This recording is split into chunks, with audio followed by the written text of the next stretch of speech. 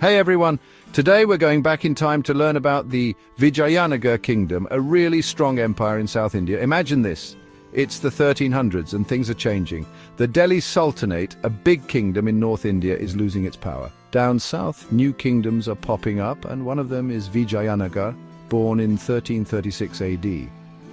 Two brothers, Harihara I and Bukaraya I, started this kingdom with help from a wise man named Vidyaranya.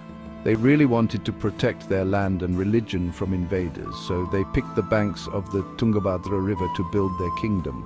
This Vijayanagar empire was also known as the Karnataka kingdom. It was like a symbol of Hindu strength against other groups who came from the north. Before Vijayanagar, other Hindu kingdoms like the Hoysalas, the Kakatiyas, and the Yadavas ruled the area. Vijayanagar wanted to continue their traditions. When Vijayanagar began, it was like a breath of fresh air for the Hindu kingdoms in South India.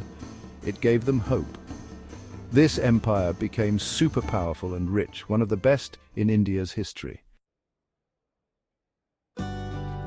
The Vijayanagar Empire was ruled by four different families. The Sangama dynasty first, then the Saluva dynasty, followed by the Tuluva dynasty, and lastly the Aravidu dynasty. Each family helped the empire grow bigger and more amazing. The most famous ruler was Krishnadeva Raya, a Tuluva king from 1509 to 1529 AD. He was like a superhero, great at leading his army, super organized, and a lover of art. He made the empire's borders even bigger and turned it into one of the strongest kingdoms in all of Asia.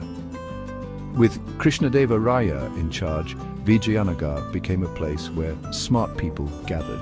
He supported artists, writers, and musicians. He even wrote poems and stories in Telugu, the language of his people.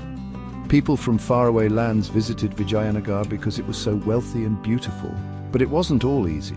Other kingdoms, called the Bahamani sultanates, were always fighting with Vijayanagar. But even with those challenges, Vijayanagar continued to do great.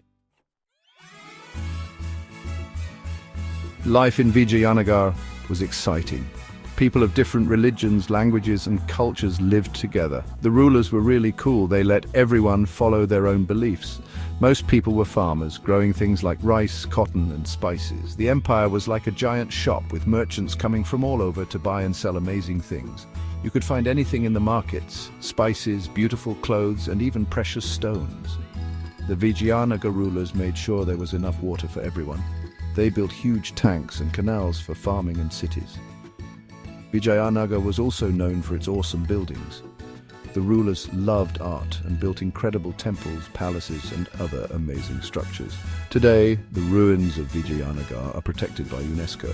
It's like a history book you can walk through. One famous place is the Vithala Swami temple, built for the Hindu god Vishnu.